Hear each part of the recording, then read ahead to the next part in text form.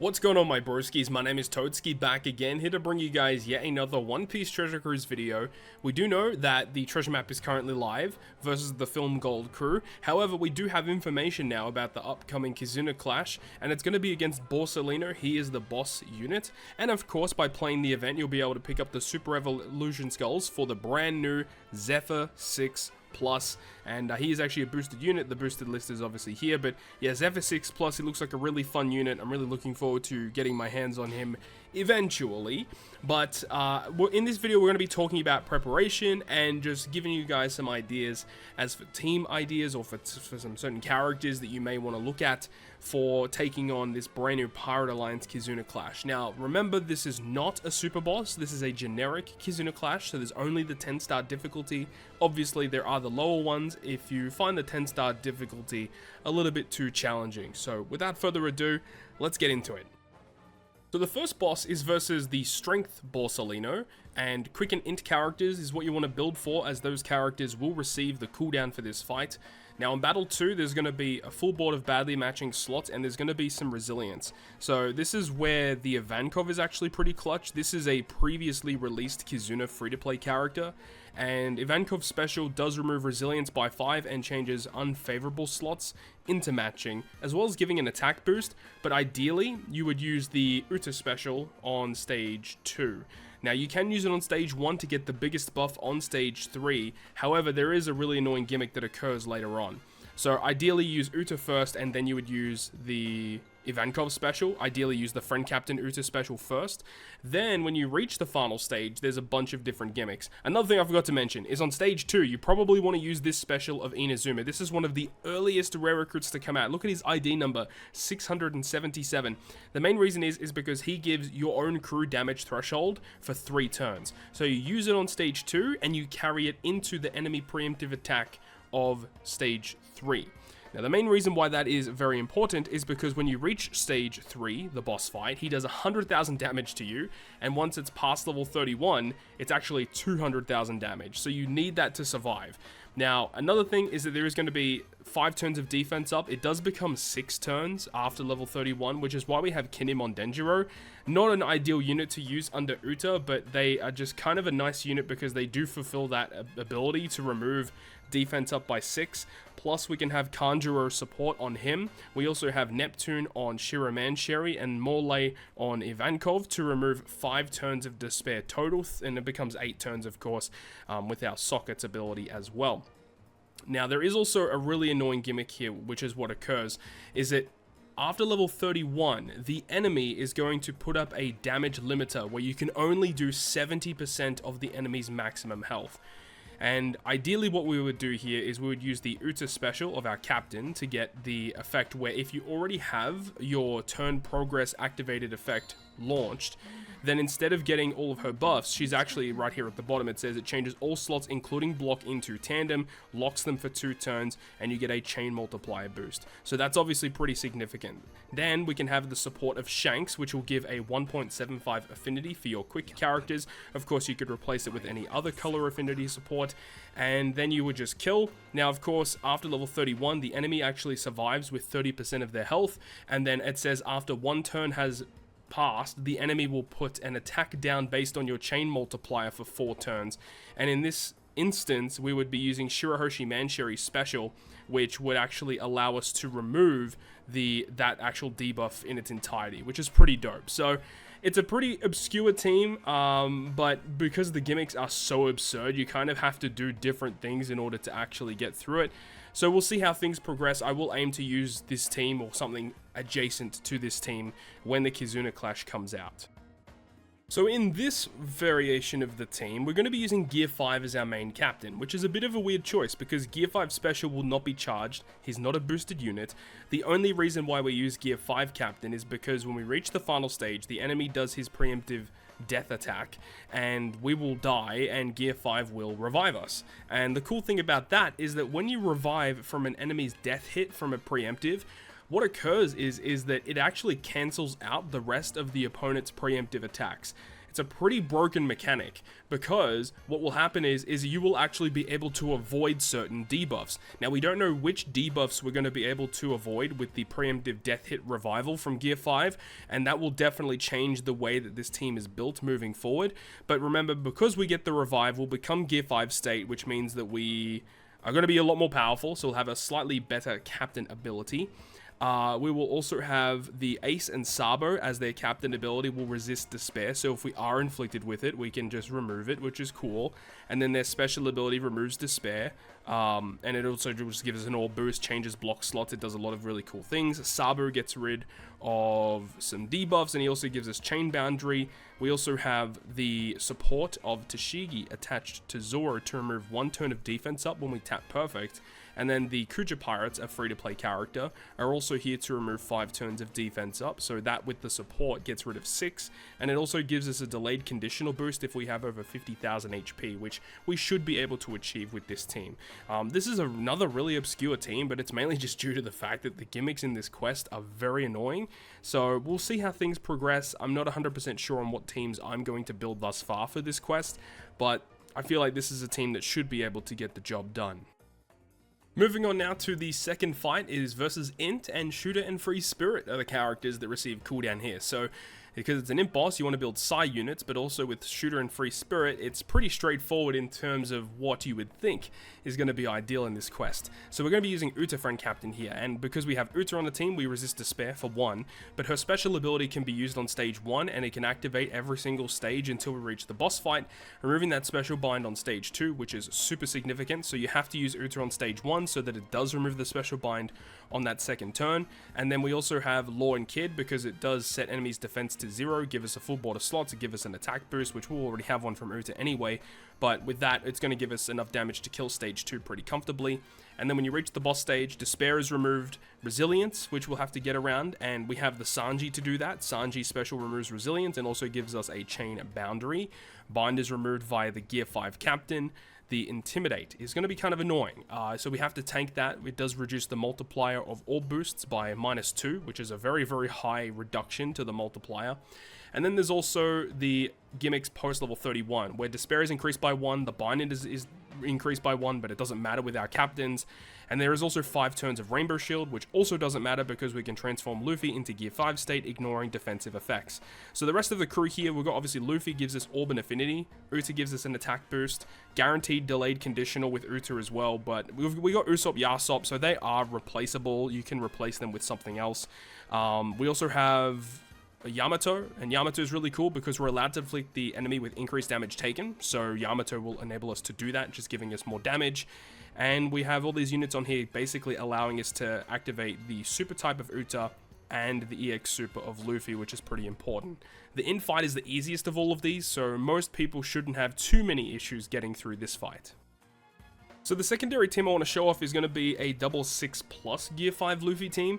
So this is a pretty strong one here, as on stage 2, we'll have the Sanji. This Rare Recruit Sanji resists Special Bind. When you launch his special, he removes it. And then with the Onami support, we can set enemies' defense to 0, so that's pretty cool. We can also use one of the Luffy's EXs because we don't need 2 on the final stage. And then that will give us also a full border slot and increased damage taken against the opponent. So that's going to give us huge damage there. Then on the final stage, Despair is removed from the Gear 5 Captain. Resilience is dealt with via the Momonosuke. And also Momo does remove the Rainbow Shield, so he's a huge asset to the crew. There is also the ability of Bind is occurred to the bottom row, so the Zoro here will remove the Bind by 4 turns, and then he removes an additional 2 turns of it because of the support, so he removes 6 turns. Sockets will become 9 turns, which deals with all of the Bind post level 31. And that's pretty much it, and we can launch both Gear 5 special. Zoro also gives color affinity to Psi and Free Spirit, I believe, or Psi / a Free Spirit. And then Robin gives us a conditional boost. So it's like very basic bare bones team. It'll do a lot of damage, and especially if you have that rush of Gear 5 leveled up, yeah, this is going to be a pretty serious team.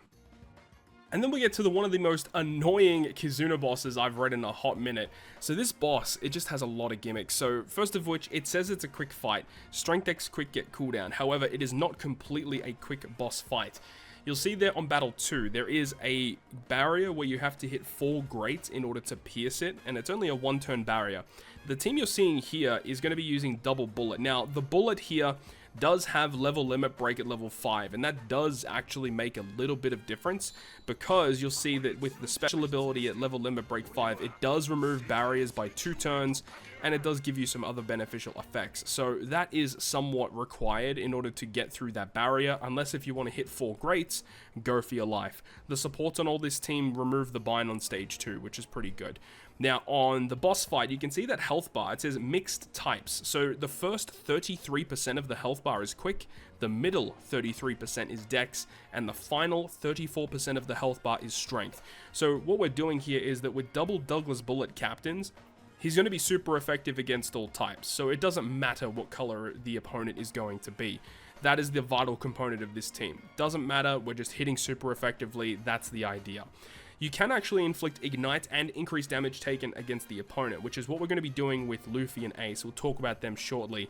All of your slots are changed to bomb, recovery and type slots are badly matching, and then there is attack down based on your chain multiplier. So you need to have a chain multiplier that is 3.1 to 4.4. It has to be in that range. Guild Tesor is enabling that for us. We can actually use his special on stage 2 and then carry that chain lock into the final stage, which is pretty dope for us. And there's also 5 turns of Rainbow Shield, so that's again pretty annoying. And then the Rainbow Shield is actually removed with the Sanji Pudding, and Sanji Pudding also give a color affinity boost to Cerebral Fighter. Bullet is obviously a fighter, and he's going to definitely enjoy that affinity boost. Now, there is a couple of different interrupts here, so if you activate a slot changing effect, you get a full board of bomb slots again. But if you actually go ahead and apply an ignited status to the opponent, they're actually going to state that if you somehow make bomb slots beneficial, then they have a multiplier of 2.5, which is the exact same as a Wano slot. Now, the way that we're doing that is with this Kandro. This Kandro is actually ridiculously useful in this quest. With his crewmate ability, he states that driven characters' bomb slots are going to be beneficial, and he also does have a really cool effect with either one of his specials that says that he protects you from defeat for 1 turn. That's also going to be very vital, because when you kill the enemy, they do 150,000 damage to your crew. So if you have a way to block that damage or tank the hit, it's going to be pretty vital. So Kandra deals with the death hit, he makes the bomb slots beneficial, it works out pretty well. Luffy and Ace, when we use their super swap and use their special, we're actually going to be able to get an ignited conditional boost and ignite the enemy, which will trigger all of these different debuffs to occur, or buffs should we say, and it works out pretty well. Now, the other thing that is kind of annoying is that there is also another barrier on this stage. You can see that after level 31, the enemy will inflict another barrier for 2 turns where you need to pierce it with recovery slots. So we're using our secondary Douglas bullet, which gives us an attack boost again, because we'll likely have normal attacks only. It is not stated on the list that there is normal attacks only, but it's likely going to be the case. So by having 2 Douglas bullets with level limit break 5, it does make it a little bit more efficient to get through this. If you only have 1 at level limit break 5, you will need to use that on stage 3. I believe you should be able to get through stage 2 even with that level limit break 5, so long as you have that Tesora special to give you a high chain lock, and then you hit the 4 greats in order to pierce that barrier in order to get through it. So it's a pretty weird team, as we've kind of talked about. Very, very weird piece of content, but by abusing super effective damage or multicolored team builds, that is the best way to get through this content. So the final team that we're going to showcase here is going to be with Guild Tesor. So with Guild Tesor, we can kind of bypass the whole barrier that occurs on stage 2 in a way, because we're going to hit greats consistently anyways. And by using the Tesora special, when you hit 3 greats, it actually buffs the chain boost or the chain lock that you get from Tesor when you go on to the final stage. So I think it goes to 4.25. Yeah, so it goes to 4.25, starts at 3.75. So either one of those chains will work, and that works out pretty well. Now, because of the way that this team actually works, we could actually use the switch effect of Nami and Karina on this team to become strength. So we'd obviously use the effect of Guild Tesoro to get the rainbow slots, use his special, and it puts them in slot change impossible. And then it means that we'll have a dex, a strength, and a quick character that can attack get whatever the enemy is, because we don't know what color the boss is on stage 2. So with this team, we should be able to get through it no matter what color it is, as long as we hit our greats effectively. We are using the brand new Grand Thesaurus ship, which says if we have a G or a rainbow slot, we actually get a pretty big attack boost. So that actually is going to work pretty well in our favor. We do have one of every class on the team, which is pretty nice. Now that I'm thinking about it, you probably don't even need one of every class on the team anyway, just due to the fact that you don't need the buffed version of Thesaurus Captain. As long as you have the multiplier, you actually don't need one of every class. Well, you kind of do if you want the super type, I guess. So that is something you have to take into consideration. Anyways, with this team, we have to deal with that final stage, but of course our top and bottom row is going to be rainbow slots, so we don't have to worry about the enemy changing with the bomb slots and all of that. Not going to be a big issue. We do have the Luffy and the Ace character, because they'll still give us an ore boost, and they'll still give us the ignited conditional boost. Now ideally with this team, we'd actually switch into Nami, so we'd probably do that on stage 2. We could probably start with Nami, it doesn't really matter, we don't really need this switch effect. But Nami's special will remove Rainbow Shield and remove 2 turns of barrier. So Nami and Karina are actually very, very good in this quest. And then we'll have a strength unit, of course. We'll have a strength unit. We'll have Borsalino, who can give us color affinity, and he's a dex unit, so we just get more type coverage. And then we do also have the Zoro Sanji character. We just needed a unit that was Slasher Powerhouse to fulfill those 2 classes. And they do inflict increased damage taken. I'm not too sure if we need to use their special on stage 2 to get through it. If not, we can use them on the last stage to inflict a 30% increased damage taken buff against the opponent. Works out pretty well. If we can do it, cool. If not, it is what it is. Nami, when we launch her special as well, she also gives damage reduction, so we should be able to tank the 150,000 death hit pretty comfortably. And with all that being said, that's pretty much it. So, yeah, I don't know.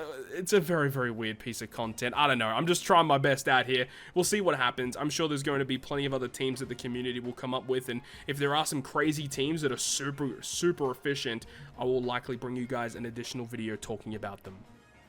So with all that being said, that is going to wrap it up from me. Thank you so much for watching the video. If you guys enjoyed it, make sure to go ahead and leave a like. And if you want to stay up to date with all the content that I post on my channel, including more One Piece Treasure Cruise content, make sure to hit the subscribe button down below. Other than that, guys, I'll see you guys within the next video.